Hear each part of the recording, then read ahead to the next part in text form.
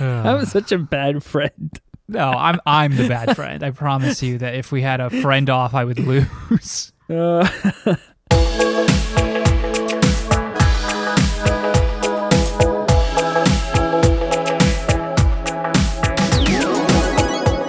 Wake up, everybody. Today is Thursday, October 21st, and we are Never Free to Play, a podcast where we talk about all the video games we wish we were playing. I'm one of your hosts, Karch Palashi, joined by my co-hosts, Sean Mivers and Jason Wright. If you decide you like us and want to buy our expansion pack, subscribe to us on YouTube and podcast services, or find us on Twitter, where we are at Never Free to Play. If you have questions, comments, thoughts, ideas, feedback, please send it to us at neverfreetoplay@gmail.com. Not so bad for being so rusty, if I do say so myself. I want you to know that when we did our Mass Effect spoiler cast a couple weeks ago, I literally got on my computer like half an hour before we started just so I could practice that opening so I wouldn't flub it the one time You didn't. I was allowed to At least I don't remember any flubbing. No, I nailed You it. haven't published that yet, right? Because I've been looking for it. Nope, and we're sitting on that for in 7 days. That's so. right. Mm-hmm. All right. Did you edit it already? No, I'm going to do that this weekend. Okay. Hi. My name's Karch Palashi. I'm host of the show. Oh, hi. Thanks. Jason, how you doing? Doing great. It's been a really long time since you showed your face. But isn't it so beautiful when I do? It is. Do you have something interesting to say? I just not really, but my son won't stop watching Muppet Babies. The flow on this episode. He won't stop. What's wrong with watching that? it. Original or new? No, the Muppet Babies, the new one. There's it's two. So it's good. Bad. No, it's good. It's okay. It's okay. It's okay. And I'm not even talking about the acting. I'm not even talking about the production. I'm talking continuity. Oh, so the least important aspect of this show. Is there not an expanded Muppet universe? I have so many questions about the show, but I'm just gonna pose a couple to you. In season 3, I guess Fozzie's bear's parents decide they're gonna adopt. So Fozzie gets a new little sister named Rosie, and the first time they ever meet the parents, they're not even on the show. They just drop this toddler off at Nanny's house, and she just comes in, and then Fozzie and Rosie meet for the first time ever. And I'm speechless, but also, if you think about it from a continuity standpoint, where's Rosie in all the like when they're grown up? Did she die or she did. Tragically? Are they? Maybe what's she the word? didn't go into entertainment, so she didn't want to be on the show. No, she died. I mean that's basically it's continuity. It's weird that like. Oh, there's like a core group of Muppet Babies and they all go to nannies, but then like there's these ancillary characters that are in like one episode, like Beaker and what's the green guy, bald guy's name? Professor Honeydew. No. Yes. No. Yes. No. No, Beaker and Bunsen. No. Anyway, No. Bunsen and Beaker. They just live in the basement at Nanny's house. And they only show up. Stop it. We're starting the podcast over. Done. All right. 5, 4, 3, 2, 1. You don't even know what you're talking about. I'm gonna edit. I've never heard of that. I'm gonna Muppet derail character. the edit on this so hard. I'm just gonna insert a 15-minute like Muppet history lesson. So I will give Jason this. Professor Honeydew's first name is Bunsen. Oh. Cutting that out. I'm cutting that part out. Okay. That's all I have to say. I'm so mad now. I'm so mad. I'm done. I'm just going to go play SWTOR. Screw this. Okay. Thanks, Sean. Thanks. Okay, I'm done. Sean, how you doing? Yeah, I'm okay. I'm tired. Week Oh my God. long All right, we're moving on. Housekeeping. Housekeeping! Wait, Sean, did you have something awesome to say? I don't think I did. He did. Okay. Oh, yeah, we're going to skip Karch. We're not going to ask him how he's doing. I don't care how I'm doing. We need to Housekeeping! Don't sub, for the love of God, don't follow, don't watch. We never but stream please every subscribe. other week. We unsubscribe. No, don't do that. I'm sorry to all 61 of you, even the ones I'm related 65. to. 60. Oh, yeah, I thought it was 65. 64, but Oh, nice. How are we gaining subs? That's ridiculous. I think the Skyrim video is still getting views. I think Sean deletes. Oh, but Sean promptly deletes Skyrim, and he just is never gonna play it again. Never gonna talk about it again. I'm gonna do a quality Skyrim fishing review when Anniversary comes out. Cool. I'm gonna compare it to Bass Pro Hunter and Fishing in Tales of Arise. It sounds like it could be amazing. All I was going to say is we've published a lot of things. Do you guys want to talk about what we've put out in the world since the last time we podcast? I mean, it's a lot. No. Okay. Well, then in that case, let's just roll right in. To what? To what you've been playing. Jason, what have you been playing? It's the improv cast. It's going great. Do you want me to talk more? I think we should mix it up and talk about one of you guys. Oh my gosh. So rusty. Yeah, I'll go first because I played the coolest game out of anybody. I would like to say that. Go ahead. I'm good.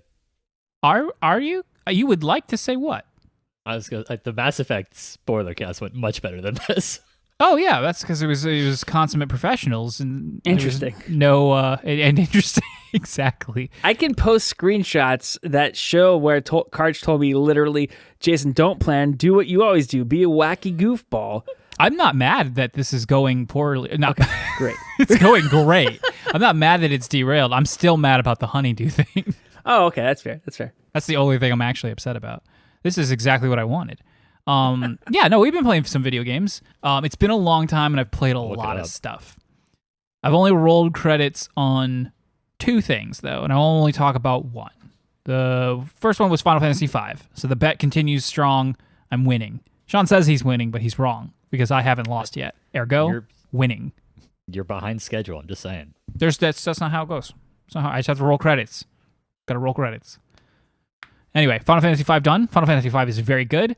Very probably easily, and I say this with no hyperbole, the most underrated of the Final Fantasies, mostly probably because almost nobody's played it. Because it never came out here until that's what I was going to ask the you. PlayStation 1. That version sucked, in more ways than one. Performance was bad. The script was bad. Everything else was fine, really. But those 2 things. Do you happen to know the original release versus the regional port? What was the gap between release in Japan and then when we're talking the SNES days versus the PS1 days? So, we're whole console generation. Probably only anywhere between 3 to 5 years. Still, yeah. But still, that's a long time between them. And then eventually it came to the GBA with a much better script and everything, lots of extra stuff. And that was the version that most people played. There was a very small contingency of diehard, I got to know what this game is that I never got over here in the West. And there was a fan translation, or people taught themselves Japanese. There's a guy who wrote a book on it that I listened to on other podcasts before, and I always wanted to go read that book. Anyway, very, very, very good game. Better than 4 by a long shot, in my opinion. Can't say it's better than 6 until I finish 6, but it might be by the time I'm done. So, Final Fantasy V, very good. I also played Metroid Dread. Ooh. Timely. Timely, exactly. I played it the launch day, which was the week before last, 2 weeks ago? Yeah, 2 weeks ago. And I beat it by the Monday, I believe it was. Yeah, it was crazy how quickly you beat it. Yeah, and I knew I would. I was even with this being one of the longest Metroids that, as far as at least my initial playthrough ever took me, I knew I'd finish it before the weekend was out or shortly after, and it was great. What a great game. I was a little worried. I was worried that with the slew of awesome Metroidvanias that we've gotten, the amount of time it's been since we've gotten a more classic 2D Metroid, that this was just going to be kind of at best, it was going to be okay, and at worst, it'd be like a dud, and they're like, oh, they don't know what they're doing anymore. But that was absolutely not the case. It was a great game, true to its roots, with a lot of extra oomph behind it. The snappiest, fastest, best way to play, Metroid I've ever had. Samus has never felt better to control. The combat is on a totally different level than anything else. Fusion, which was the most recent 2D Metroids, well, sort of. There was the remake on the 3DS, which I never played, and I'm glad I didn't, because then I don't think I would have enjoyed this one quite as much, because none of this stuff would have felt as new. But Fusion was the first beginnings of okay, this is a little more combat focused, a little less exploration, because it was very handholdy as far as that was concerned. There just wasn't as much exploration. But the combat was in the puzzles, like the room-to-room puzzles were a bigger focus. And this one definitely has a lot of that DNA in it. But it definitely opens back up in certain parts, giving you that Super Metroid feel of loneliness and isolation and exploration. It's interesting that you say that about how it is a little more combat focused and a little less exploration focused. Can you elaborate on that? Because like to me, I've never played a Metroid game before, and I'm very excited to get into this one at some point in the very near future. But I've played like Hollow Knight, which is kind of a Metroidvania game, and that one to me seemed very focused on. I mean, the combat was good, don't get me wrong, but very focused on exploration aspects. So like, can you relate that back to how this one felt? Yeah, I mean, as far as Hollow Knight, I think it excels at both of those. I think it brings exploration to one of the peaks I've ever experienced, and combat, especially as you get later into the game, is brutal and involved. But Metroid was always 100% about that exploration, about finding those hidden items, about speed runs and sequence breaking, which is when you find specifically like a story-based power-up before you should, out of order. You're breaking the sequence, and either that lets you skip entire sections or just do things in a different way than you normally would. But because the game is designed in such a way that allows that without it locking you out of weird scenarios and causing you to be unable to play it. That's still in this. But enemies were just kind of there, you know, like if you had enough missiles, you just blow them up. And if you went out of your way to find more missiles, nothing was ever a severe challenge. And as you got more health, like areas that would drain your health just wouldn't drain it fast enough to be a big threat. That is not the case in Metroid Dread. Enemies hit like a truck. There's a counter system that a lot of enemies employ. Basically, they'll charge you in some fashion, and you have a melee attack when you swing your arm cannon, a la, Super Smash Brothers. It's funny that that would be there and then finally make its way into an actual Metroid game. But you have a brief moment where you can counter, and again, a lot of enemies have it. Almost every single boss fight has it as well.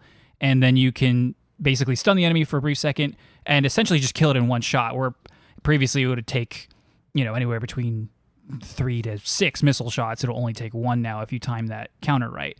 And you get more health and resources back if you do that counter kill. Bosses are extremely difficult. There is a fast... people compare it to Cuphead. It's probably the best comparison. In that that's what I was just about to ask that, if you could compare it to like Shovel Knight, Shovel Knight, or... Yeah, definitely Cuphead would probably be the most... I've only played a little Cuphead. I've seen a lot of Cuphead, but it is very like the bosses are fast, but like not like cheap in that you can't avoid them at all. Like there's always a way to dodge. You just got to learn the patterns, but you can't get greedy or you will be punished. That kind of thing. Sounds a bit like The Messenger too. A little bit different, but. Like I said, I would lean more on the Cuphead style of boss fights.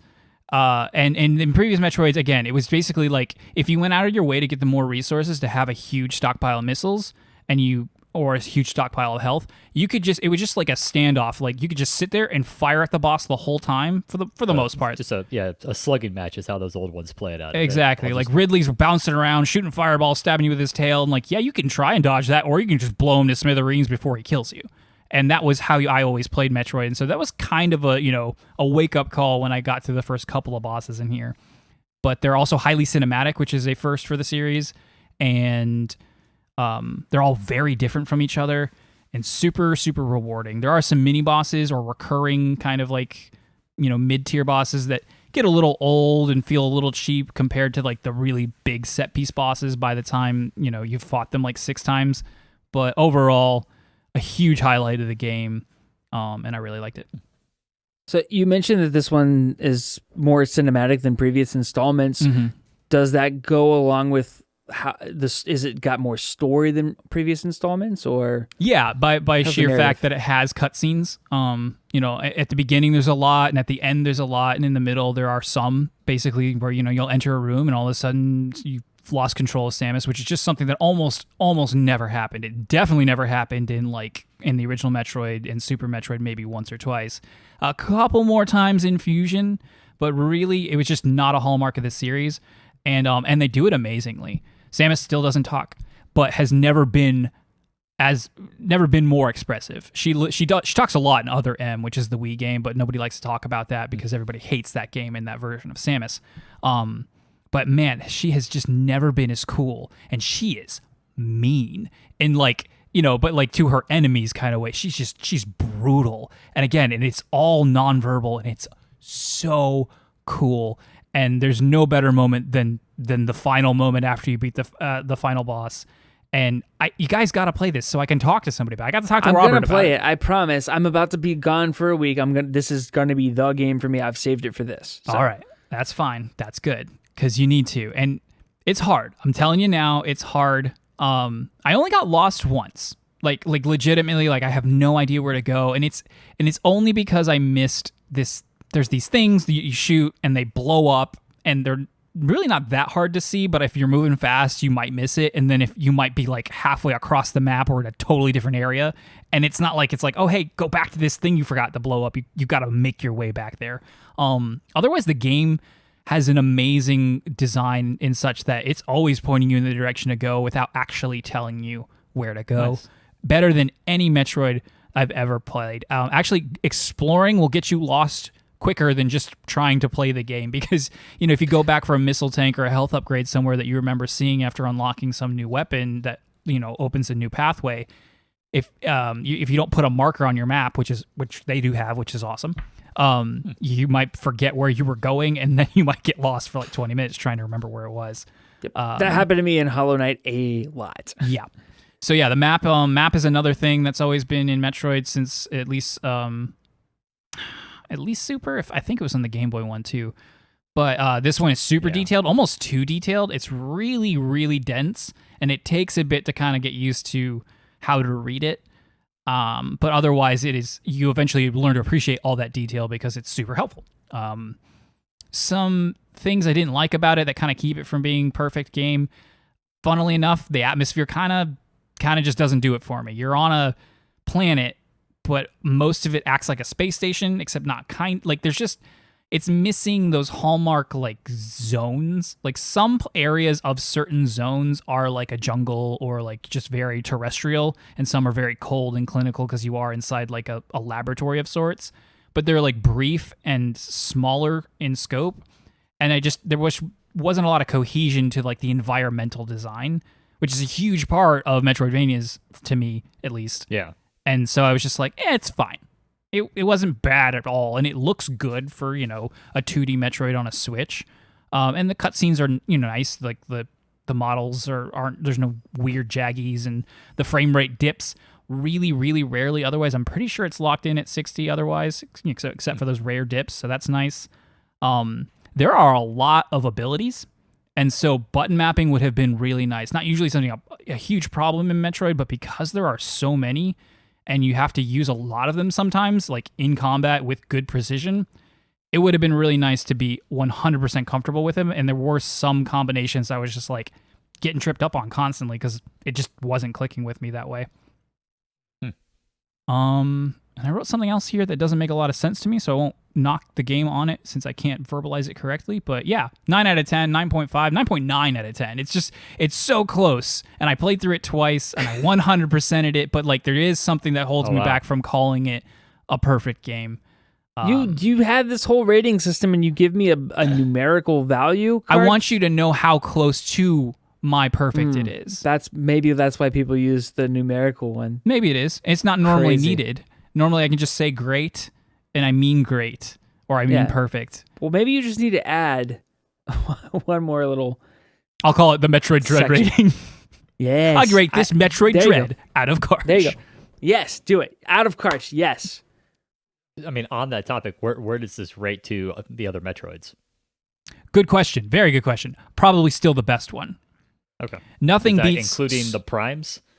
I haven't played the Primes. I've only ever played the first Prime, actually. I played a little bit of Prime 3, Corruption, but I haven't ever played it in full, and I've never touched 2. I have them on the Wii U, and I've, of course, been itching to go to them since I played Dread, just to get more Metroid fix. Because before this came out, I played Zero Mission, Super Metroid, and Fusion, and they're great.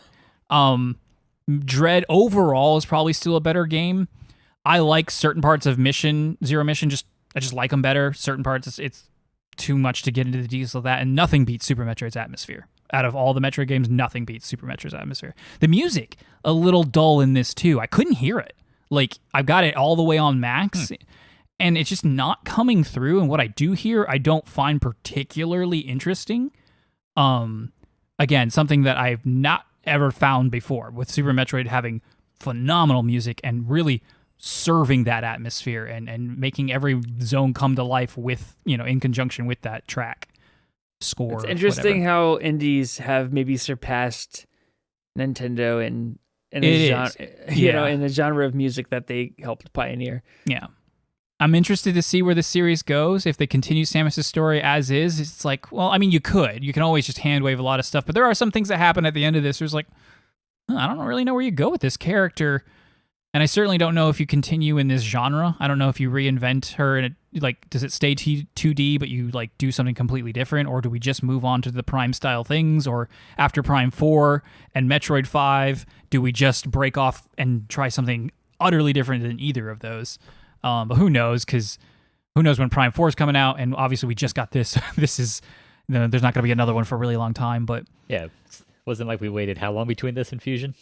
15 years, almost 20 years. We had Samus Returns on the 3DS, and then there was the fan game, another Metroid 2 remake. I tried playing it, but I don't know, I don't like it. Everyone loves it so much, but the first 20 minutes, I was like, this doesn't feel good. I don't know if it's because it's on the Retroid Pocket, and that's just not working for me, if I should plug in a controller and try it that way.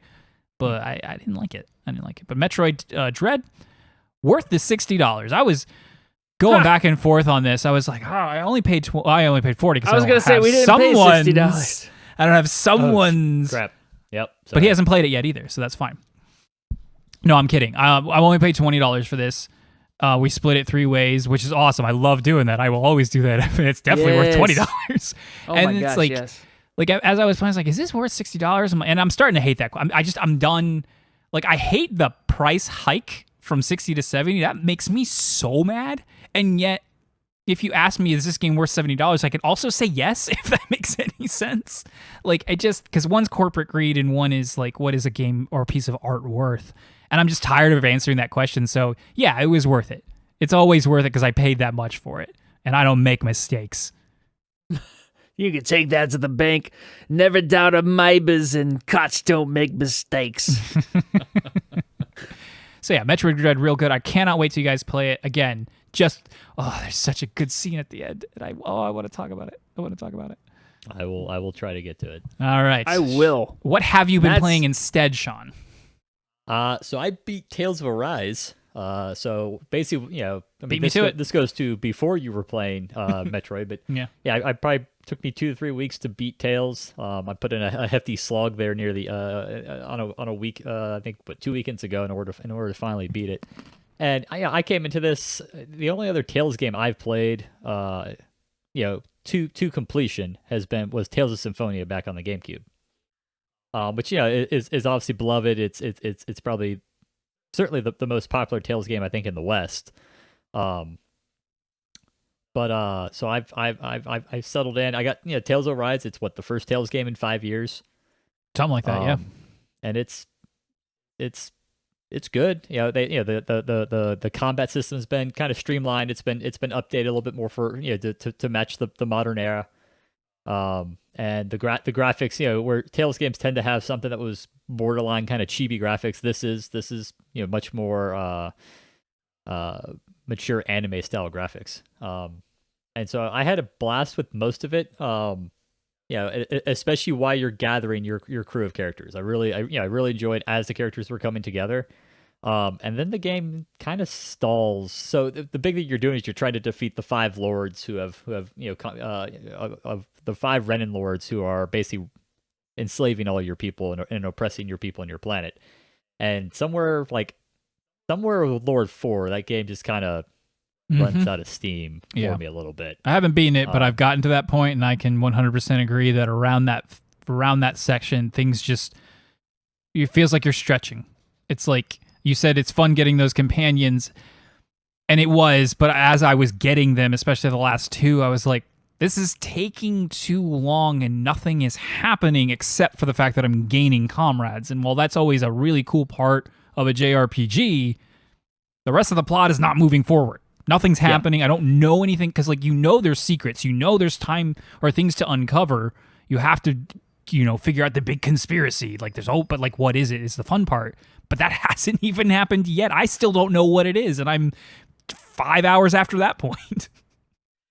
And that's it just and even the characters, while they're great, kind of with the quest around getting them and then really as they kind of integrate into the party, but then like the character relationships just kind of stall. Like I don't think I've ever shouted just, oh my gosh, get a room and bang already. Just and it, so many cast of characters so many times where it was like, oh my god, like there's 6 of you and you're all clearly paired up with one of the other ones, and it's like just like progress, but they're all just orgy. No, not that. And it's like just like come on. And I get it. I mean, it's a hallmark of these games and the kind of storytelling niche that Tales exist in, but it's just it stalled. I got to the point where combat just kind of let's talk about combat. So they've streamlined things a little bit. You got action points which regenerate that kind of take the need out of maintaining your magic points up, and so the only limitation on magic now are buffs and healing. So that's nice. And Tales, as opposed to a lot of JRPGs, is extremely stringy with the money. So for a long time, you're really trying to manage your limited resources, and eventually you're able to get over it. And so I enjoyed it at the start, but I eventually, for one thing was there is something about the mechanics. So they added boost attacks, or at least compared to when I played Tales of Symphonia, they added boost attacks. Yeah, these are new. Basically, you can hit a D-pad and it'll do a special attack from one of the characters, and they're all kind of unique, and they're meant to be used like you can tell like, oh, this guy's really armored, so I'll have Law punch him because Law's got an armor breaker punch, which lets me do more damage. And if you pair them up properly like that, it stuns them and you get a bunch of damage in. Except like some of them are like, hey, this monster is charging, and if you let him charge, he's gonna tear you up. Well, if you don't time it just right and do Kasaras, like, you now lost that boost, and that thing just will keep charging, and it takes a long time to get the boost back. And so same thing for like trying to it's very critical to stop some monsters from casting magic, except if you don't have Runwell's thing to stop them from casting magic, you're screwed. So parts of it just didn't seem like they were quite optimized, and that got under my skin with time. Yeah. A question for you, Sean, because and maybe both of you, I've never played a Tales game. What is the combat closest to? Is it turn-based? Is it like action RPG? Is it how does that work? I would compare it. It's certainly not turn-based. So it is real time. And it's actually what Tales combat system is called, the linear action system or something, like the linear action combat system.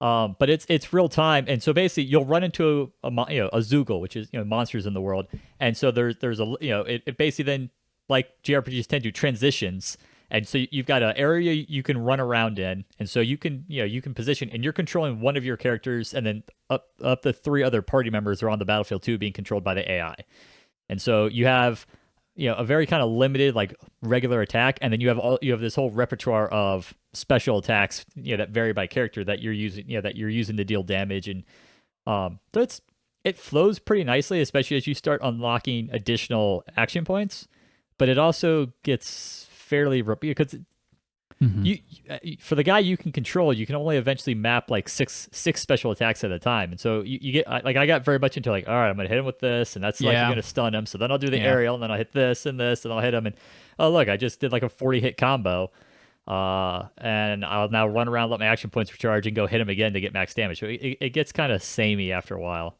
Yeah, if I had to explain it to anything that you would understand, Jason, it's more of a vibe thing, because in many ways it's nothing like this at all, but it is not unlike Final Fantasy VII Remake's combat. I was that's what I was visualizing as Sean was talking about that. Again, there's a vibe to it that they're similar, but they are also incredibly different. But they are. I think I understand. I always enjoyed Final Fantasy VII Remake's combat. It's better for sure. Throughout the entire game, I looked forward to. Whereas this, I eventually was like, oh my god, I don't want to fight things anymore. Yeah, Tales has always had a super heavy reliance on getting combo chains and combo counts up, just cause like it's just fun. Like in certain games, like the higher you went, like like you were rewarded for getting a certain number, and not just like an achievement, but like you were rewarded in combat for like keeping that chain going. To my knowledge, that's not at all the case in this, and so it's like I don't understand the point of it other than tradition, unless I'm just missing something entirely. And that's what I hate about it, is I feel like I'm missing something, and maybe it's just the shortcomings of the combat. But I feel like not to say too, because I had the difficulty curve on this like spikes pretty severely a couple fights, and it's just like, so I dropped it down to story mode, which I was just like, because I just wasn't having fun. Yeah. And I felt that way. I was like, am I missing a key mechanic here? And I think I just don't think it was well balanced and well optimized. That's always the point at which I stop playing a game, is when I ask myself that question: am I having fun? Because that's the only reason I play them. So if I'm not having fun, there's no point. And that was the hard thing, is I know Tales games always have the late twist, usually then followed by a slightly later twist, and sometimes even another twist. Like that's what Tales games do. So I was like, and I can see this. It's not like, the story is anything completely out there, right? I was like, I can see at least one, if not two of those twists coming, and I wanted to see them executed. So I just kept plowing through, and it just I hesitate to say this, Carch, because I know you're playing it, but it was not worth it in the end. I doesn't feel like it's gonna be. I mean, this game is not without its merits. This is the epitome of A+ for trying. I am so glad that they went in this direction with this series. It is the breath of fresh air it needed. There are just a lot of swing and misses, but there's a lot of hits too. Like every moment I take a step and somebody says something so stupidly cliche for a JRPG, I'm like, come on, guys. And then in that same conversation, someone will hit back with something that pretty much tells me they knew that was something dumb that like they may have written in the past, or a lesser game would have. And they kind of like, it's very on the nose, lampshady kind of thing. I'm like, you guys get it. But then they'll go right back to the tropes again. I'm like, but you don't. It's like, it's just this constant rubber banding of like, wow, that was awesome. I'm like, oh, wow, that's stupid. Side quests are, tedious and very important.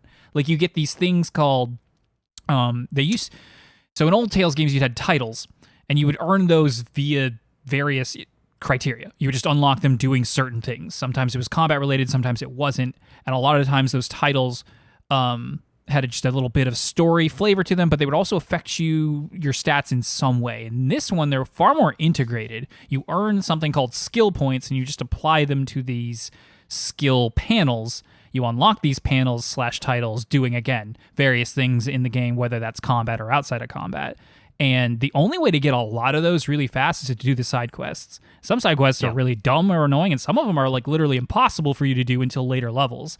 So if you want a lot of skill points and you don't have any side quests, have fun grinding, because you get like 10 per battle, and the cheapest ones are like 300, and they go all the way up to like 1600. It's It's a great game. This is worth every penny, especially if it's the only game you want to play for like 3 months. It's like one of those kinds of things. But it's definitely not a Metroid Dread out of carts, right? No, it's not a Metroid Dread out of carts. It is hey, this is fine. It was fun. It's got some serious flaws. Mm-hmm. Or just maybe not even flaws. It just doesn't quite hit, like it doesn't reach the levels that it was clearly trying to achieve, and so it just kind of comes up short. Yeah, likable characters, but also kind of one note. Interesting story, doesn't go so far. Engaging combat up to a certain point. It just misses the mark on everything just a little bit. But I'm gonna finish it. I'm gonna finish it. So I'm glad I played it. God. You're gonna beat that Tale to completion, is what you're saying? Yes. You're gonna finish. Okay, cool. So, like, I'm glad I played it. Overall I had more fun with it than frustrations with it. But I'm also glad that I'm done. And currently basically taking a break, just playing some SWTOR. And leveling up my trooper here before I probably dive into Metroid Dread here pretty soon. Metroid Dread's probably going to be a real good palate cleanser. Yeah, and I just need a break from from Mass Effect to Tales of Arise. I need something. I need things that aren't quite so involved. I hear you 100%. So tell us about SWTOR. You're not usually Mr. MMO. You've never been Mr. MMO, but now. No, this is really the first MMO I've dove into. So obviously we did our couple streams of SWTOR, and I really enjoyed playing my trooper. I think we've essentially decided probably not going to continue those videos. So I was graciously released by Karch to go to run forth with my trooper, who's now level 44. It's just been fun. Like I love the Star Wars universe, and I've always loved the fact that going back to KOTOR, that BioWare was essentially able to carve out, because it's 4,000 years before the prequels, able to carve out their own little kind of realm and area in Star Wars that kind of lets them do whatever they want because it's so far removed.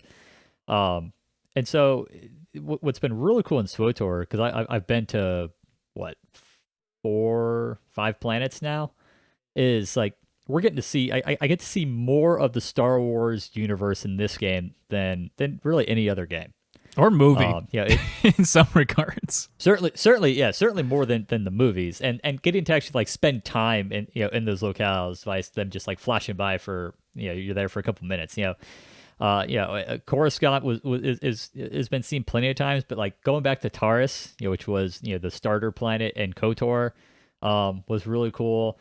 I'm in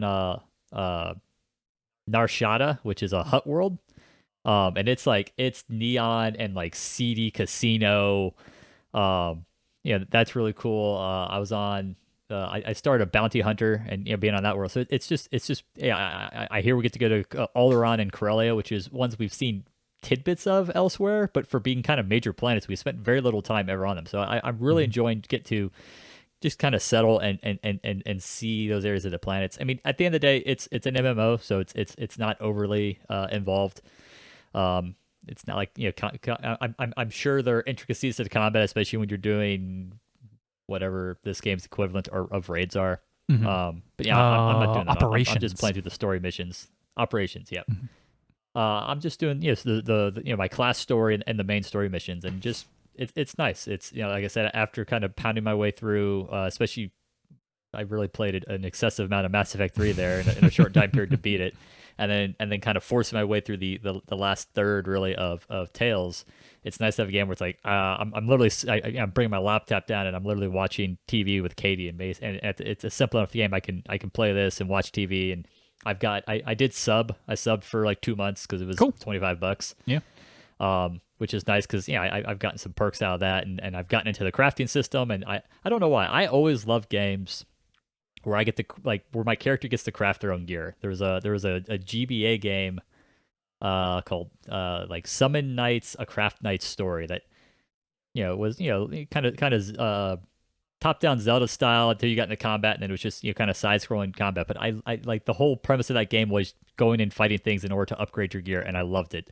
So I'm greatly I always enjoy crafting mechanics, and so I'm having fun building basically cooler and cooler looking armor as I get higher in levels for my trooper. To the point where I look like some awesome cross between a clone trooper and a scout trooper at this point. So it's just fun. Yeah, I'll honestly I'll probably leave this one installed and I'll on and off play it because it's just a nice little. It doesn't require my time, and so it's especially the way that I'm playing it, and it's just kind of a nice thing to come back to and enjoy whenever I feel like it. Cool. Yeah, I mean, I've said it about Musos before. I think there's a Muso for everyone. You just got to find the right theme. And I think that's mostly true about MMOs too. I mean, obviously, some people are just never going to touch either of those genres, but like the basic principle of both are really engaging and fun if you can, wrap your head around it and not be like, oh, I hate it just for the sake of it. And you found yours with Star Wars. For some people, that was Warcraft, obviously, because they had that huge connection with that really long-running franchise. What's mine going to be, Karch? What's mine going to be? Well, nothing. Yours is going to be. You don't play video games. The alcoholic beverage MMO.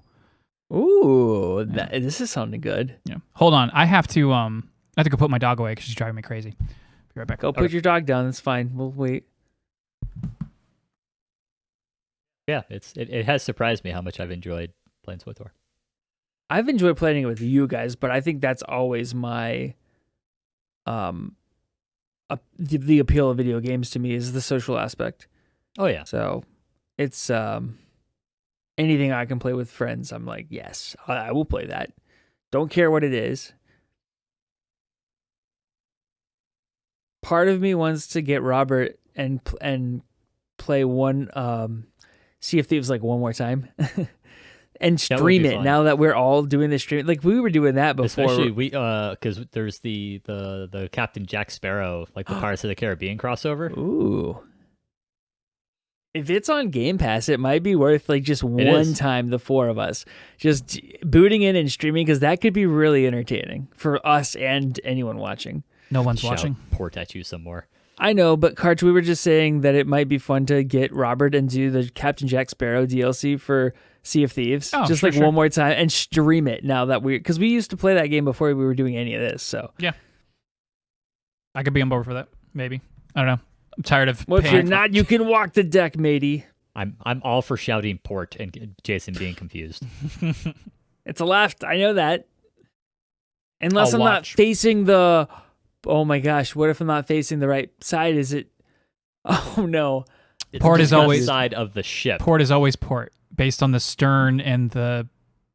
Well, that's what I'm saying. Yeah. What if I'm not looking at the right stern or bow? I don't know. But you do know which the stern. If you're supposed to know, you have to put in even a modicum of self-awareness. No, I'm being serious, because I don't know the front of in my brain. If I'm steering the ship and I'm moving forward, then the port is the left from that perspective. But it's not about perspective. It's about the ship. That's what you're not listening. Port is always port based on the front and back of the ship. That's what I'm saying. The direction you're driving is the front of the ship. No. The front of the ship is the bow. It's the pointy part with the map. And that's the part that's the direction you are driving. Yes, you don't. But that's and so that's not a relevant piece of information. Yes, it is. The driving portion isn't. No, it isn't. If I'm steering the ship, I'm looking at the stern or the bow or the pointy part. Welcome to nautical terms. But like you're saying you can't devote a modicum of your brain power to remembering front and back. Former Navy, current Coast Guard person on the friggin' podcast. He's letting us argue about this. Can you clear this up for us? There's no clearing up. There's no clearing up. Port and starboard is always so you know how like you have your left hand and your right. You have like you as a person have your left and your right, right? Yeah. So port and starboard is that, but for the ship. The ship has a port and it has a starboard. I think we're saying the same thing in different ways. We're not. Nobody's arguing. What I'm saying is you shouldn't get confused. It's not that hard. You should be able to remember front, back, left, right. Why don't they just say that? Okay, let's move on. Jason, what you been playing? I have been playing Curse of the Dead Gods because I thought we were an indie channel. Since when are we not? We've never been an indie channel. That one year we were hitting it hard with Katana Zero and all that, The Messenger, playing it because that's all there was cool. to play. That was all there was. But I'm just saying. That game sucks. Rice is dumb. Screw you. You suck. Which one does? Sakuna of Rice and Ruin. That's my unexpected game of the year, without a doubt. Okay, so Curse of the Dead Gods. It is an isometric roguelike. And it was $15, I think. I don't even know if it was on sale or if that's just the regular price, but I paid $15 for it. And I am really enjoying it so far because I'm the type of person I always get an itch for a game like Dead Cells or Rogue Legacy or Hades, but then I don't want to play the same thing all the time. Like those are fun. I do go back to Dead Cells sometimes, but sometimes I just want to experience something new. And I had that craving, like I want to play Hades, but I don't want to actually play Hades. This is that game. It's nowhere near the production of what they were able to do on Hades. It's like what Hades would have been if they had the same budget as Curse of the Dead Gods. So it is an isometric combat roguelike. It's got a couple different components. Obviously, every run you are kind of building your loadout, so to speak. So as you go, you acquire skills, you acquire perks and these sorts of things, blessings, stat bumps, curses. But it's never the same thing. So you kind of have to adapt your play style depending on what weapons you find, what stat bumps you find, what relics you find, that sort of thing. And so each of these, like a relic will give you an ability on a weapon. Like if your primary weapon's some kind a of dagger, passive. yeah, it's kind of a passive ability, exactly. And then as you go through, you have this whole give and take of curse points and gold and health. And so it's a balance beam. Anytime you're going to increase your health throughout as you're healing, you're going to also increase your curse. And then if you're going to decrease your curse, you're going to decrease your health. So it's a sacrifice of one for the other. The curses give you, once you've completed your curse bar, like for every action you do, every door you go through, slowly build your curse level up to like 100. Once you hit 100, you have a curse on you. It's going to be something to your detriment. It's going to be something like the enemies are invisible unless not always. Not always. There were a lot. Some of them have a perk. Some of them have a perk built into offset. What but they will all have do, at least one bad thing. What they will do. Again, I wouldn't even necessarily call them all bad. What they will do is they will significantly change the way you play the game in that moment. Okay, yes. Yeah. Like sometimes they were just straight up boons. And yeah, I guess I lost something, but the benefit outweighed that. And so I would just call that a total like net gain. Yeah, and that's the thing. You never know what you're going to get, but it's going to throw off whatever you think your playstyle was in some cases. And so as you go through and you're doing these builds, you have these permanent progression points of certain stats, like just exactly kind of like Hades. So, but in the combat, I think was maybe a little more punishing than Hades in some ways. No, it's definitely more punishing. It was odd to me that the parry was more effective than the dodge. I disagree on that point. You do? I do. I could never dodge correctly, and it always never made sense to it. It almost always made sense to just parry instead because you catch them off balance and then you can attack them. Right. It's always riposte. Yeah, I enjoyed it. I'm definitely have gotten my $15 out of it. I was actually traveling for work the week I bought this game, so I played quite a bit of it in the hotel room. And I played some on the airplane too, and it's fun to just go through the runs. And a run maybe takes, 20 minutes to get through a level, if that. Just depends on how fast you're going. Oh, I forgot to mention, you pick your paths like Hades. So once you beat a room, you can pick like 2 to 3 spoked options of what path you're going to go down to see. Do you want to try to get gold? Do you want to have a healing station? Do you want to risk it and try to get a weapon? What do you want to do? Sorry, it sounded like you were going to say something, Karch. Oh, you said it, but you can see the entire map, whereas Hades, you could only see, like, you knew the next room in Hades would be a gold room versus a health room, for instance. Oh, so you can almost plan your entire route out. You can. That's the cool part about it, because you can take a shorter route, but you might not hit a healing point. Or you can take a longer route, you hit a healing point, or there may be questions. You're going to build up your curse more, so then you may get a curse that's going to throw everything out of whack. For sure. Exactly. Yep. That's pretty cool. Yeah, it's really neat. And then they have this tiered approach to the progression through the whole game. So like in Hades, you would go from kind of these biomes almost. So when you beat the big boss, you go to the next biome. This is similar, except for there's tiers. So you have to beat an entire tier, and then you can pick your path through the thing. So like, okay, I've beat the first tier has 3 level 1 bosses. Okay, now once I beat all 3 of those, I unlock tier 2. Now to get to tier 2, I have to go through tier 1, but I get to pick which of those 3 bosses I want to face first. Huh. In Hades, you didn't really get to pick. If you you just had to go through them. But here it's a little interesting. I think it's just more down to like more levels, basically. Because you still do. I guess you could probably get through the whole game without, like, you could quote unquote hit that end boss without ever doing a couple of them. Like you could just dodge, or not dodge, but you could just like skip certain sections. I didn't. I just kept doing them like one by one, but yeah, it was pretty fun. Anyway, it was a fun little game, and I enjoyed it. And it was $15, so I definitely say it's worth the price. I played every one of the games we talked about. I know. Look at you, Mr. Never Free to Play. Okay. There's no charm whatsoever to that game, though. Like zero charm. Oh, no, zero. No, yeah, absolutely. It is bare bones. It doesn't even pretend to have a story. It's ugly. I didn't even care to listen. All about the mechanics. The aesthetic is kind of interesting with the whole like kind of like New World Aztec-esque kind of thing going on.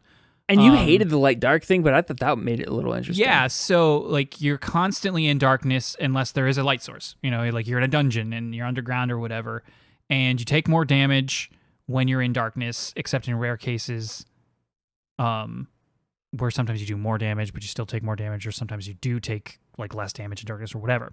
But you always have a torch on you, except the torch can only be held when you're not fighting. And so then it's just like this constant, like, I have to find a place where I'm in the light, but there's so much movement. I get it. There are lanterns you can light with your torch, and then that area is lit, and then you can fight. But you can also accidentally break those lanterns so that then the light source gets destroyed. Yeah, and I thought it was interesting because the relics fed into if you were in light or dark a lot of times. Sometimes they do, not enough in my opinion. I guess my point is like this is not a mechanic, this is not a choice, this is just a hurdle. But it's not a fun hurdle. I constantly have to make sure I'm in the light because I'm not going to play perfect. I'm never going to hit. I'm always going to get hit at one point, and the damage increase while being in the dark is significant. And so it's just like if you're trying to play in the dark and you're not doing some sort of no-hit run, you're playing wrong. And so like I didn't like the way they forced me to deal with that. And again, the whole like, okay, yeah, you get a light source, but it's on this one button, and switching to your weapon takes this awkward like 1.5 second amount of time. I don't know. I didn't like it.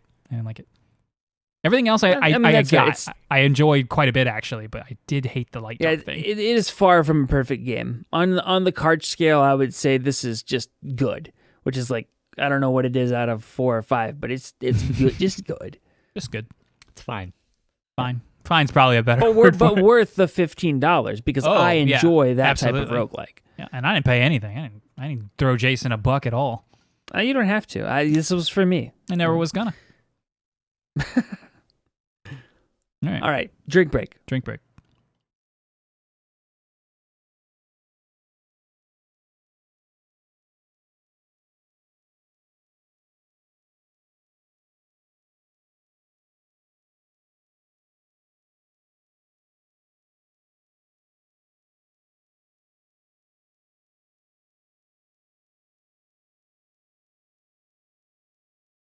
My world is shattered. I need to sit down for a moment. Nope. We got to keep going. Here we go. Ready? Gaming gripe of the week. Oh, we skipped this. We didn't skip it. We're doing it right now. Oh. Skipped what? What did we skip? Gaming gripe of the week. But we came back to it. We didn't. What are you talking about? What are you talking about? It's the next part in the doc. Yeah, I know, but we usually do that before the drink break. Yes, but you were insistent upon the drink break. Yeah, you just said it and then you did it. Like, there was no conversation about it. The drink break is not on the doc. Today's gaming gripe of the week is Jason. It should be. It's just Jason. That's the gaming gripe. That's fair. It's fair. No. Games have a gripe with Jason because he's not playing them. I've got 2 gripes. One is short and sweet because it's not really new news, but it is newish news. The Pokemon remake, Blasted Diamond and Pretty Pearl, are implementing shared experience, and I hate it, which means that the 6 Pokemon you're allowed in your party to, go into the field with and have battle, no matter whether they participated or not, they're going to get a share of the experience, with Pokemon that have participated getting a larger share. This is exactly how it's worked. That ruins part of the only strategy of the game. Exactly. And so this is a thing that's been in it since X and Y on the 3DS. It was optional then, though. And then I'm pretty sure I know it was in Sun and Moon, and I'm pretty sure it was optional there, too. It was 100% not optional in Sword and Shield. And it was a lesser game because of it.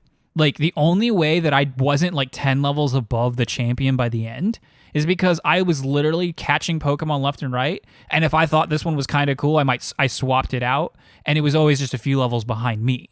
And so I was constantly, nerfing myself in that way, which in one respect is a really fun way to play, because sometimes you catch 6 early on and then you play the whole game with them, and if that's what you want to do, that's fine. But you also usually meet a lot of cool Pokemon along the way that you might want to put in your party, but you didn't want to grind them out. So, Pidgeot forever. Some you can't say no to. Starter, usually, and a couple others. But and so in that, there was a little bit of give and take. Pidgey. And it doesn't help that now catching Pokemon gives you experience as well. Too much. Again, it's too much experience. Then don't you not even have to have like things? It's like you don't have to have a flying type Pokemon to teach them fly. Or no, that's great. That's the best thing they've ever done. Or you don't have to. Can you just fast travel? You don't even have to have fly on a Pokemon. In Sword and Shield, you had to unlock the ability. It was a taxi basically, and you would have to go somewhere first before you could like fast travel to that place. It breaks the immersion for me to have. Shut up! You don't know it Pokemon be able to fly. No, yeah, it's not any Pokemon. It's not any Pokemon. In this one, it's gonna be like a stock Pokemon that you use that just isn't part of your party. Oh, that's stupid too. That's worse. It's not worse. It's better. No one wants to waste time on Pokemon using dumb moves that don't. In Diamond and Pearl, there are like 7 of those moves. 7. It's unreal. If you want to get to like one of the final places in the game on this mountain, you have to have all 7 of those moves. And basically, you would have one Pokemon who has 4 of them, and another one who has 3, which leaves 4 Pokemon with like, who can have moves like actual legitimate abilities to fight. Exactly. There are 2 types of people in the world. There are people who aren't ambitious at all, and then there are those who want to be the very best that no one ever was. Like no one ever was. Here I bring a legitimate gripe to the table, and you're just pooping all over it with your memes and your immersion. I'm on the shared experience thing is terrible. It is, especially because this game originally didn't have it, and I very much doubt they retooled it to like account for it. And so now I'm just going to be super strong, and I'm going to have to do a Nuzlocke run, I guess, to give myself a semblance of challenge. It begs the question that we always kind of tend to get around to when we talk about Pokemon is why are they why everybody who loves Pokemon is 30. Why do they keep trying to make the game easier and easier? Because that's not easier? true. What you said is not true, unfortunately. I know, but I wish it was. What's more important is why don't they make it the default and then give me an option to turn it off? It's a bit. It's a true false bit. And it doesn't cost you anything. If fine, whatever. You want the babies and the dum-dums and the first-timers and the I want to play on story mode people. If you want that to be the default for them so they don't have to go into a menu and turn it on, great. Sure. Just let me turn it off. Why would you let me turn it off? They might have to design the game differently. They wouldn't. To account for both. No, but so here's the thing. If the game, would you be, so your concern here is they haven't retooled the game, and the game, the original versions I'm assuming they haven't. So, would you feel better about this if the progression curve of the game was retooled to account for this? If I could feel confident that was the case, yes. Or after the fact, and a new apparently what I'm hearing is in Sword and Shield because it was not capable of being turned off. Yes, correct. So presumably that game didn't tailor itself though to deal with that fact. It sounds like it was a poor implementation. You're still somebody did they played through the game. And they didn't catch Pokemon because Pokemon, except for the first 6, they didn't catch any Pokemon because that gives experience. They didn't fight any wild Pokemon. They only fought trainers, and they were still, on average, higher than all the trainers they fought until the champion by about a level. So that was basically doing the bare minimum of fighting and experience gaining, and they were still. And again, that's with not changing your party at all, which is pretty uncommon even for people who like to keep the team the same. But and there are fun ways to hamstring yourself in games and make them harder, but if that's the base experience out of the box, I'm seriously considering waiting getting this game because I have a lot of other things to play for a change. I think you should wait. And Juliet isn't super clamoring for this one. She wants to play the other one where you run around and stuff. But she is excited. So I need your help. Okay, this is a gripe / conundrum. Nintendo expansion pack was announced. We talked about it a few weeks ago. That was the episode that never made it out because it was poorly clap-synced because Sean and I were too excited to talk about Nintendo. But there are N64 games and Genesis games coming to the NSO, the Nintendo Subscription Online. They, of course, we knew they were going to increase the price. This was going to be something you could pay separately in addition to the base $20 a year if you're paying the individual price. They then had a Animal Crossing Direct with version 2.0. It's free update information, which is amazing. I cannot wait to play this. This is going to be like a whole new game again. It's going to be great. Launches November 5th. Alongside it is a very cool paid DLC called Happy Home Paradise, which is essentially a different game. It's in Animal Crossing, but it's like a whole separate game. You're going to go to these different islands and design these villagers' houses with all this furniture they give you instead of you having to go scrounge it and grind it out and all that stuff. And then you earn money to buy furniture to bring back to your island. It's great. $25? Sure, why not? That's going to be hundreds of hours of content. That's a great price. Or you can pay for the expansion pack, which is Nintendo's new subscription service. They're going to bake this DLC into it. So they're going to bake that $25 into the price too. And now, just to play 64 games and Genesis games, especially if you're not interested in Animal Crossing at all, you have to pay an extra $30 on top of $20. So a total of $50 a year just to get access to like 10 titles, because no one's going to play those Genesis games. Sonic the Hedgehog 2 is a quality game. But no one's going to play it. No one's going to play it. Not for more than 10 seconds. So what is the question? Is it worth it? The question is, I am going to get this DLC. But do I pay for it individually? But then maybe someday down the road, they entice me to get this expansion pack and I feel like an idiot essentially paying for it twice. Or do I roll the dice? Because it's a whole year. I'm going to re-up the NSO as it is.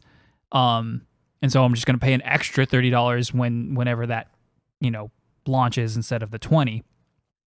Do I roll the dice on this year, assuming she and Rachel and myself only want to play this expansion for about a year, and then maybe, because what I'm hoping is that maybe they'll roll future DLC for their first party titles into this thing as well. Not like a lot, but sometimes to entice people. Like, what do I do? I would wait.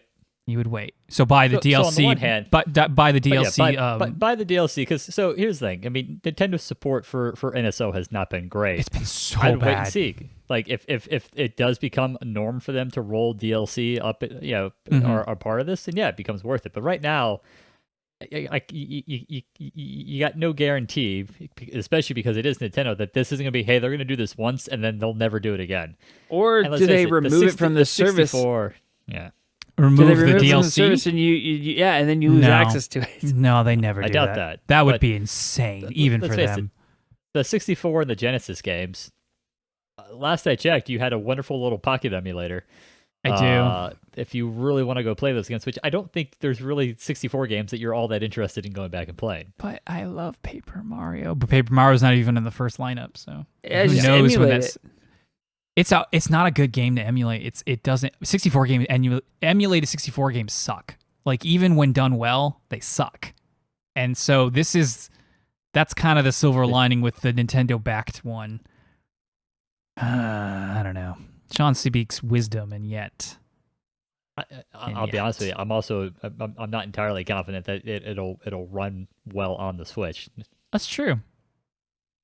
But I have to buy this DLC day one.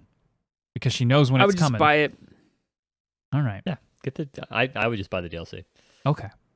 Save myself $5. Unless you really, really want to buy a Nintendo 64 controller. No, those are already sold out. I don't think anyone wants that. Those are sold out already. All right, I'll buy the DLC standalone. Nintendo, you suck. You suck, Nintendo. Suck, Nintendo. Now take my money. We hate Nintendo. They're gonna go play Metroid Dread. They're adding a coffee cafe to the museum. And I can go and get coffee, and I can cook now in Animal Crossing. It's gonna be so good, so good. You can grow crops. It's basically gonna become Harvest Moon in Animal Crossing. Amazing. I've been waiting for that. I figured one day those two genres were gonna cross over. Especially because you can sell the crops. And you can befriend the villagers. The only thing you can't do is get married. Yeah. Give it time. You guys got any gripes? No. I have like a general gripe that I've sat on for a long time now that it just Let left-handed it out, in gaming just pisses me off. Like, and I've been pissed off about this since Twilight Princess, because Link was for the longest time your only like major left-handed video game character.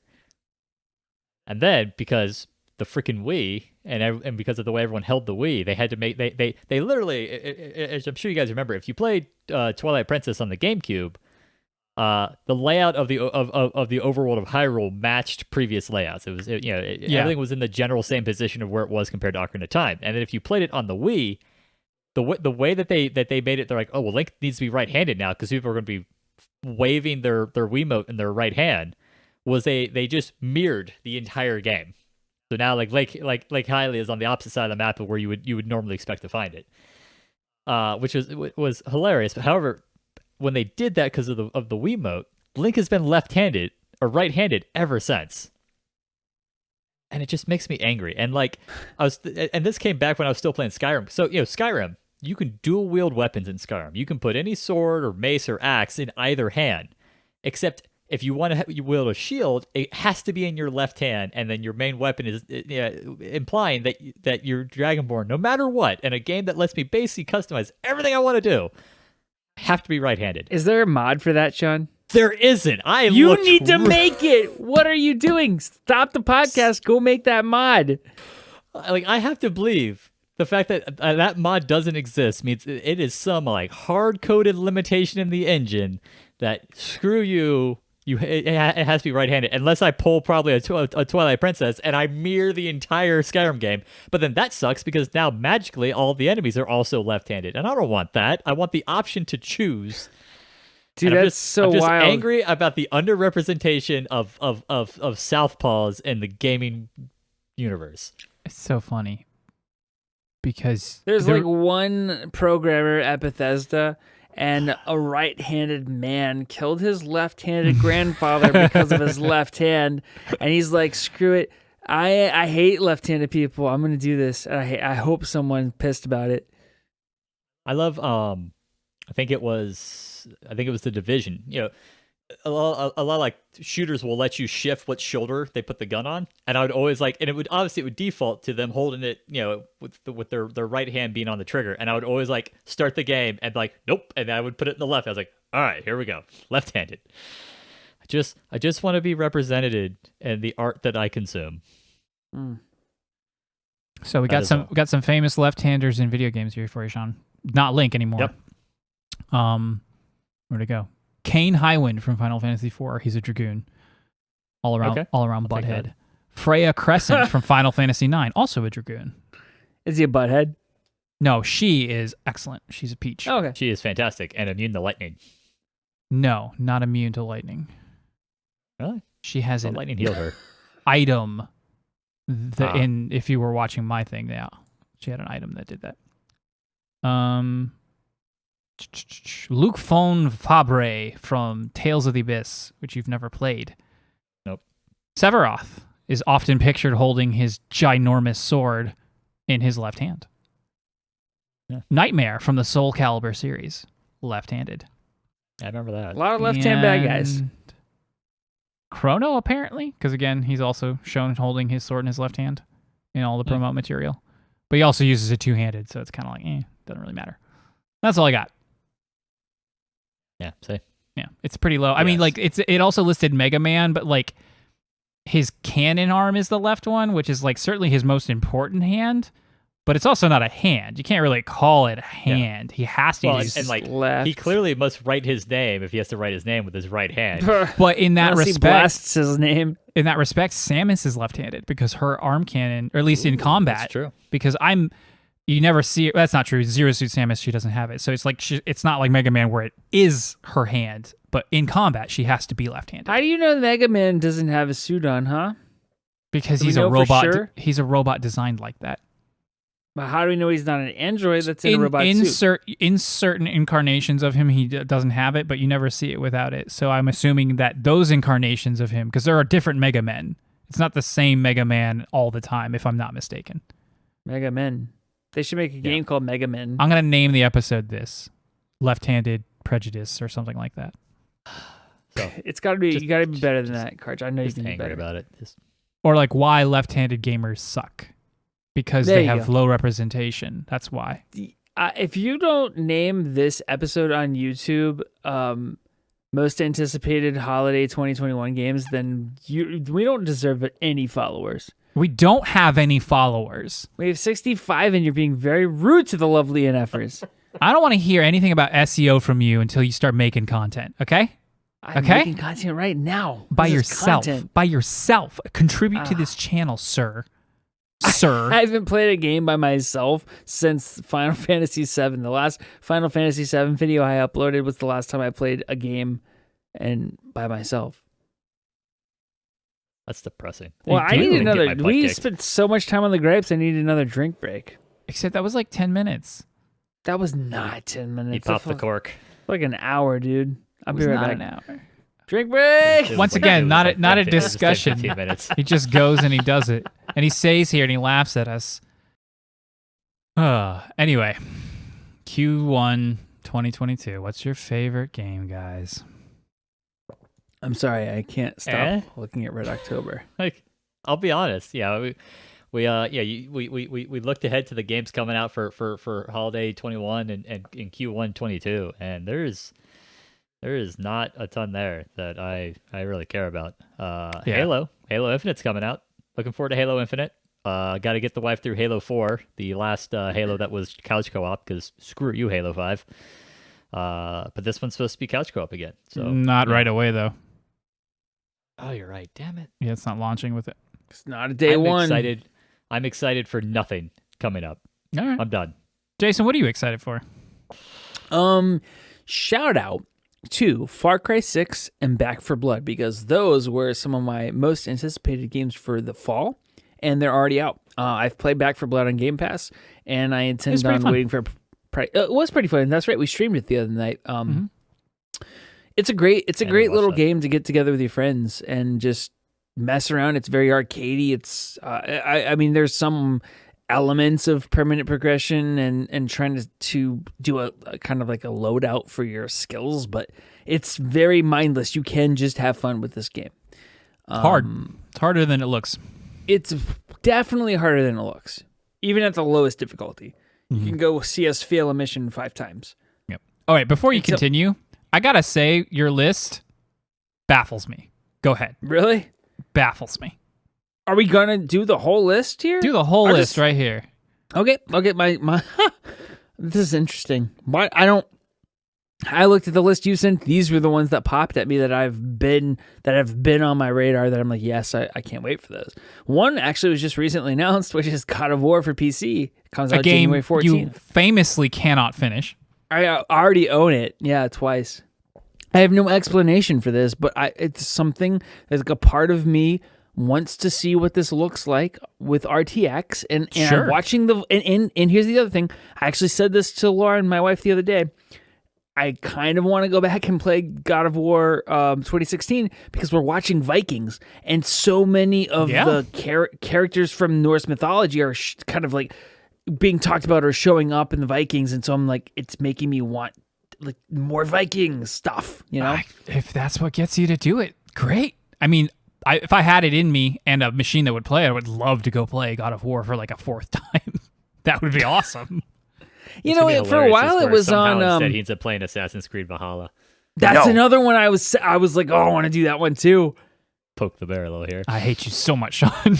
Maybe I will. I'm bitter. There's nothing I'm looking forward to. It's like a 100-hour game. I'll subscribe to Ubi Plus so that I can get access to Far Cry 6 and also Assassin's Creed Valhalla. Skip God of War. But that's one. The next one is Horizon Forbidden West, which comes out February 18th. A game you famously wouldn't play the original of. Yes, that's true. Again, so why are you excited about this game? It's literally one of the only ones that popped out at me that I was like, oh yeah, I'll try that. No is a valid option. I'm just wanting you to know, like Sean chose that option. No is a valid option. Here's my question. I might have to say no. Is it on PS4? I don't even think it is. It is. Oh, it is? Well, I might sell my PS4 by then for my Steam Deck. So I don't know. It won't be on PC. I know yet. But the original is. Yeah, so you might have to wait like 3 years. But yeah, the original's on PC. You'll get it in 2027. And they fixed some bugs they had in it, so I think it's running pretty well now. So go play one of those 2 classic PlayStation games on your PC. I'd love to. Yeah, absolutely. And I might have to wait on Forbidden West. I have no desire to own a PS5 at the moment, so it's not even something that's on my radar. And yet, I mean, I'm excited about this game just to see if it's good, and then know that it will probably at some point come to PC. And then lastly, Triangle Strategy. I think that's also on your list. It's coming out in March. I don't know why that one baffles you. Like, there are reasons for me to want each of these games. Triangle Strategy. It's a JRPG though. You don't like JRPGs. I mean, okay, you're not wrong. But I would love for you to get into this game. I would love to talk to you about a video game, let alone this game. That would be amazing. But it's just it's not the kind of game you play, so it's confusing to me. That's all. I put 20 hours into Octopath Traveler, and this looked like that is super surprising. Yeah, I did though. I believe it. And Triangle Strategy looked kind of like the similar art style. Is it a sequel to? It's an identical art style. It is not a sequel. Okay. So anyway, I like the vibe. I'm excited to explore a new combat system. I think if it's on a platform we can split it on, I'd definitely like to do that. Yeah. But yeah, this one piques my interest. Cool. No, I mean, yeah, like you said, that's on my list, so I'll talk about it now. I played the demo. There were 2 levels. I only played 1. And, I'm sold. It's it's more Fire Emblem than Final Fantasy Tactics, but there's still clearly like a nice, tactics inspiration there. Like not just the combat, but there's just something there that does remind you of Final Fantasy Tactics. But again, like you're locked in. There's no job system where you're, okay, this one's going to be a mage and then also part knight. It's always going to be you're the mage, and who knows, maybe they might like have a branching path in like the way they can promote their, existing class, if that's even a thing. I don't know. But the strategy is present in the triangle, and that sounds really cool. Yeah, and that is the part that appealed to me. Now that you're there was a reason why I remember thinking to myself, I want to play that game, and it was that teaser trailer. Yeah. A while back, but yeah. Height matters. Movement seems to really matter. Positioning super mattered because I had a character who could cast ice stuff in he could create walls, but in different shapes or, lines or like L's or something. And it would block characters in a specific way and then let your ranged people hit them if they didn't have any. It's really cool. Really cool. I'm not looking forward to Diamond and Pearl anymore because it's a poop game. Don't like it. So poop game really pissed you off. It did. There were a few things that were already kind of rubbing me the wrong way because they have I have never played it, but everyone who's ever played Pokemon Platinum, which was like the 3rd game that came after, and like, kind of like a DLC before DLC was a thing, but it's the whole game kind of reimagined with all the stuff that people didn't like about it fixed. They have this perfect game in Pokemon Platinum, but it seems like they're like intentionally ignoring its existence. Like all the things in Platinum that make it so good are missing from every promotional material for Diamond and Pearl so far. And so it's like, what are you doing? Why are you doing this? You are intentionally making a lesser version of your game.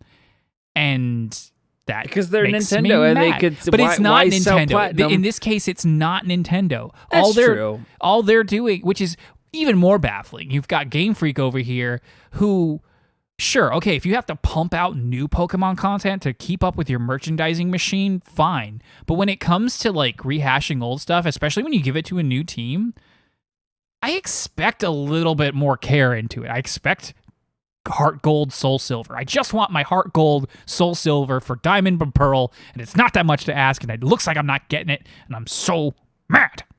Rah. Gaming gripe of the week. So Advance Wars Reboot Camp is my new best friend. Q4, that was Q4. Q1 2022. What are you going to buy your kids, soccer moms? Are you happy that you made me say that? Yeah, I am. I bet you are. I'm kind of excited about Horizon. I really enjoyed the first one, but I didn't like love it. And I haven't been dazzled by what is admittedly very little. Even still, it's coming out in February. But it's been like announced and teased for quite a few months now. We still just haven't seen that much of this game. And I'm like, what's going to be new about this? Hear me out. Mm-hmm.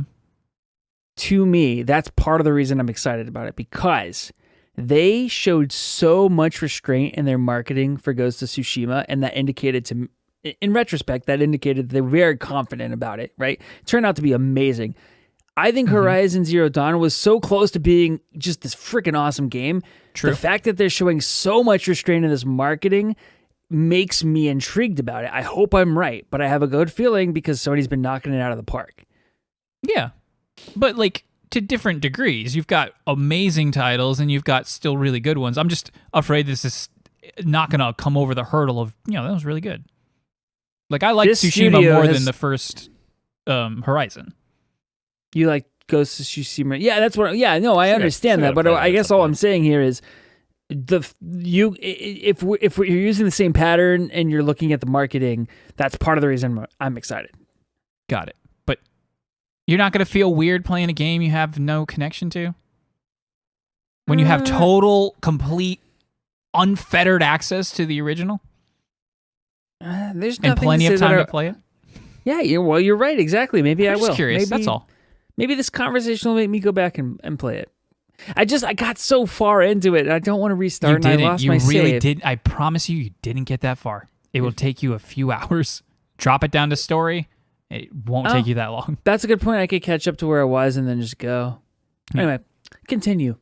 And this is more of a I'm not like, oh yeah, day one purchase. I might not even get it. I don't know, but I'm super intrigued about Marvel's Midnight Suns.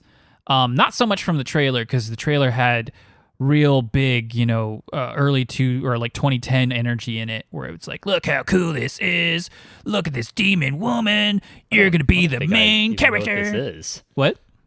I don't think I even know what this is. Yeah, me neither. I'm looking. I'm pulling up the trailer now. This is a turn-based tactics Marvel game by Firaxis, who are the Civilization people and the XCOM people.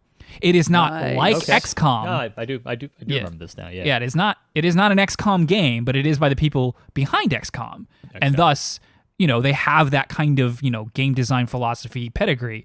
And so, yeah, I want to play this. And yeah, you're the main character. You're like, I think it's Lilith, like the demon queen princess from Marvel or whatever. Like you're her child, son, daughter, whatever. I think it's a woman. I think it's a woman in the trailer. That's why I keep saying it. So it's a creative character thing, but then so it's basically going to be that turn-based combat stuff, strategy, grid-based, whatever. Maybe not grid-based, but in between you'll do like kind of Fire Emblem-esque conversations with the Marvel characters that you're recruiting. So you'll get to be buddy-buddy with Captain America and unlock conversations with him. And that sounds like you're taking the best of both worlds and just putting your hands together, and that sounds fun. And it's obviously very different than the other kinds of Marvel games we're getting, so I remain hopeful that is cool. And, of course, I'm always excited to see Silk Song Shadow Drop. Come on, Team Cherry. The next Nindy Direct for sure. Come on. You know what? Maybe not. No, definitely not.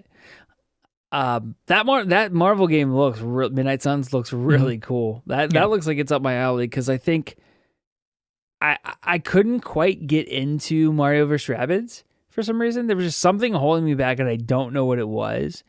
And some of it may just been like that. It felt a little too cartoony and cute for me. Certainly that. So I think what about a regular Mario game? Doesn't feel too cute and cartoony though.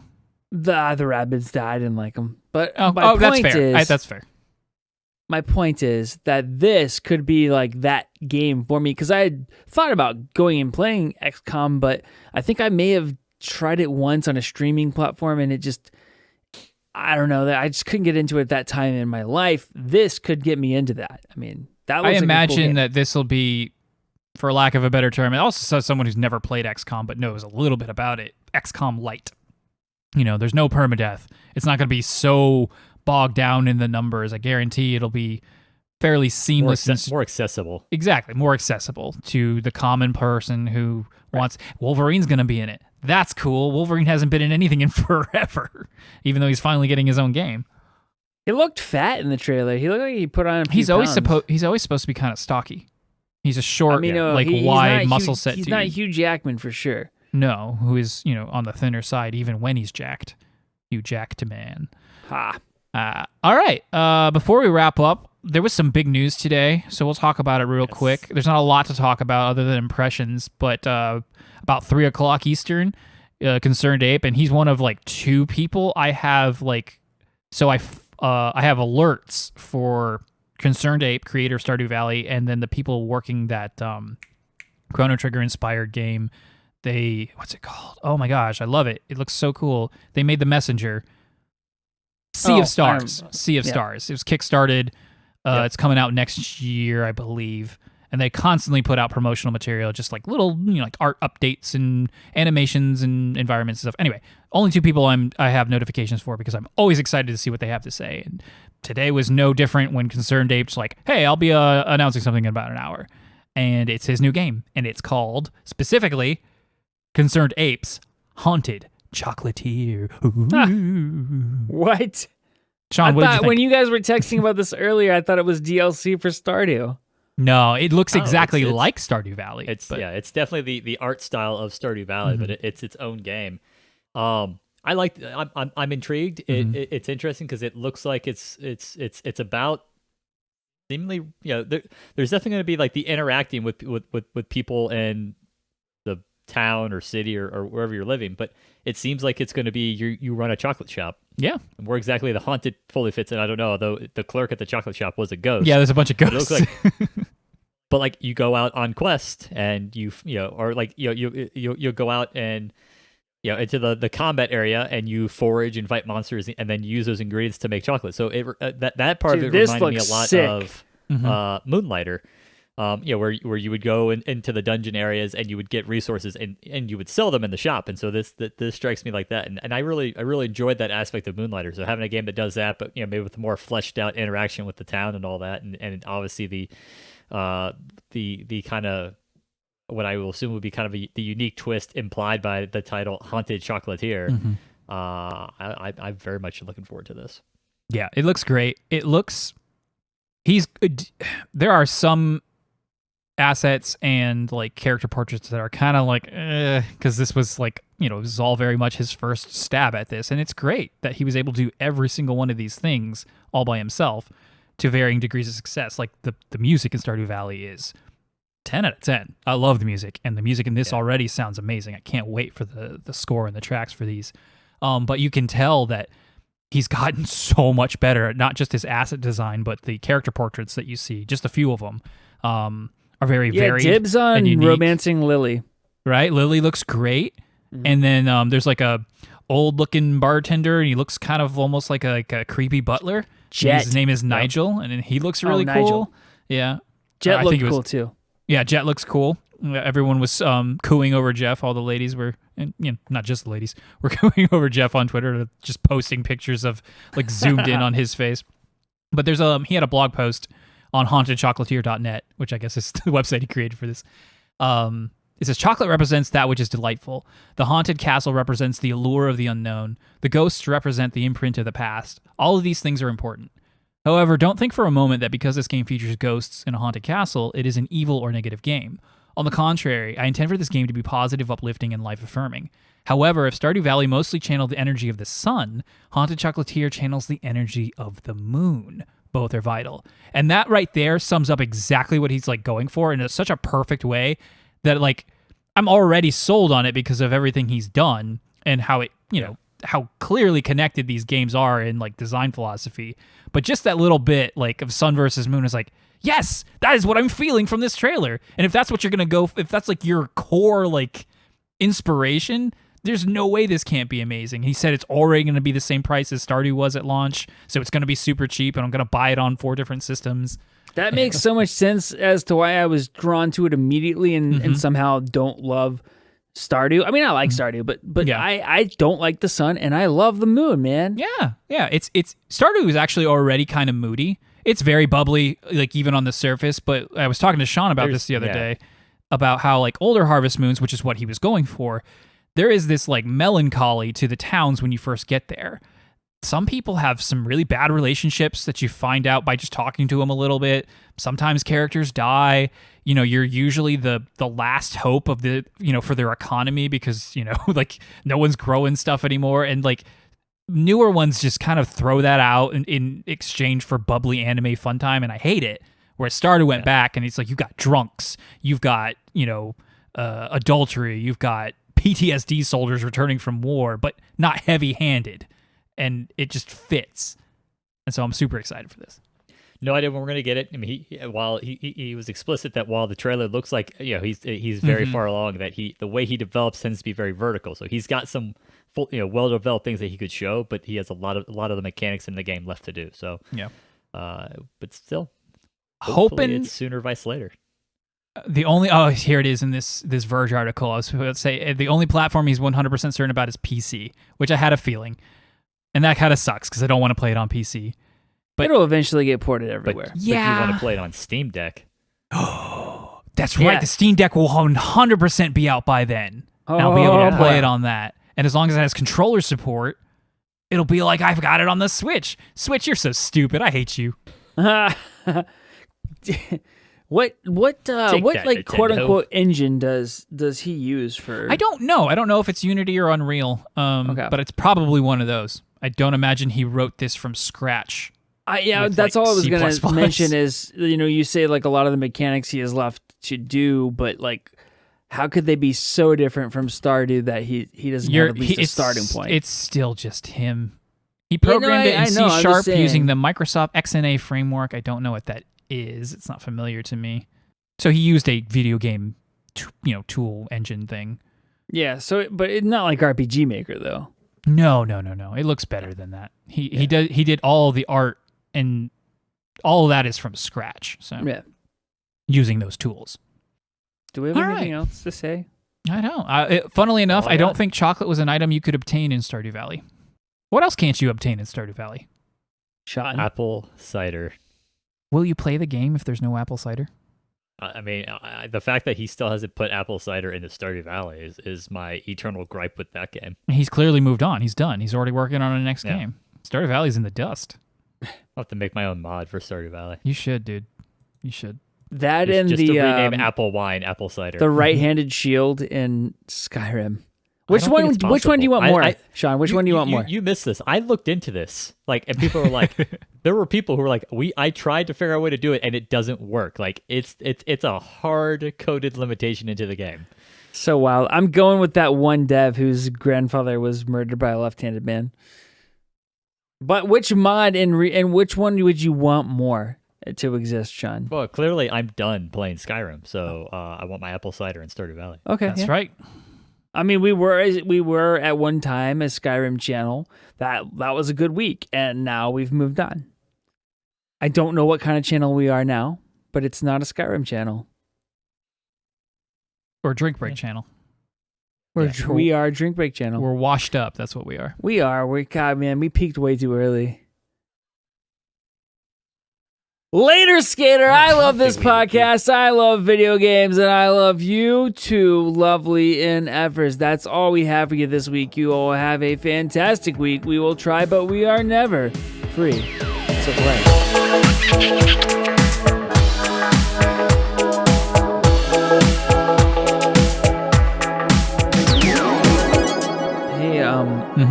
Why in Muppet Babies, Gonzo has a pet chicken, but when he grows up, he dates that chicken, and I think that's weird. Why is he married to that chicken? What is wrong with Muppet Babies, dude? Like, why would you have a pet chicken then you end up marrying? It's called grooming, Jason. It's a lesson. Jesus. Not a tutorial. All right, Jason alluded to it before he just left us in the lurch. He spoiled the topic of the show, which is our most anticipated. You can cut it out. Our most no, I can't. This is the improv cast, and I can't just cut things out of the improv cast. Josh is going to ask, "Hey, can I have?" I know this is what he doesn't sound like. Hey, can I have the the raw episode, please? And I'm going to be like, "You're getting it live," or whatever stupid. Okay. I was this close to seeing and talking to Josh, in person over the internet a few weeks back, but it didn't work. It didn't happen. Wait, why did it not happen again? Oh, because he was at his in-laws or something. He didn't want to make a ruckus. But I saw him for 2 seconds, and I think I heard him for half a second, and now I'm friends with him on Battle.net. So, baby That's steps. Great. Baby steps. That's great. Anyway, back to the topic of the show, which is our most anticipated game for Q1 2022. That's Just Q4. say that. Why? God, Karch. What? What? YouTube picks up our vocals and it turns it into captions and it turns it into SEO. And by you saying, most anticipated games of Q4 2021, instead of being like, games you want for holiday 2021, soccer moms, buy these games for your Fortnite kids. You just said it. You just said it. I did now. I'm done. Q4, Q1 2022, but also 2021 for Q4. God. You're not going to put your stupid SEO in front of... You're not going to put the cart in front of the horse. You have to have something worth SEOing before you can SEO it. The SEO's the horse! It pulls us. Not. We're the cart. We're the fucking cart. We can't... We're a cart pulled by a cart, all right? This cart's going to pull itself up by its cart straps. Karch is going to pull the cart. Karch is going to pull the cart. Karch cart. Oh, God. This is Karch madness in October. What's it called? What did they call the baseball thing that happens in October? Red October? Don't. The World Series? No, not the World Series. That's in February, isn't it? Red October. No, that's the Super Bowl. Red October. What is? It's the hunt for Red October. Isn't that what they call it? No, that's... I know it's a movie, too. I'm not that stupid. I thought they also called it that. I don't know anything about baseball. Moving on. October. Nope. We haven't moved in the first place. You totally lost me. This podcast is stalling out worse than the story in Tales of Arise. It really is. No, you're right. The World Yeah. Series is in October. What do you know? What do you know? What the heck? Rachel would be so mad at me right now. She loves baseball. Doesn't ever watch it. Hasn't watched it in like a decade, but will still claim she loves baseball. Man. I don't watch it, but I read it in the newspaper to figure out what the scores are. So I can talk to Dad about it. Red October baseball. It's nothing. It's the hunt for Red October, but it says the St. Louis Cardinals. What is this? Oh my God! Hold on. Hey, baseball, get ready for another Red October.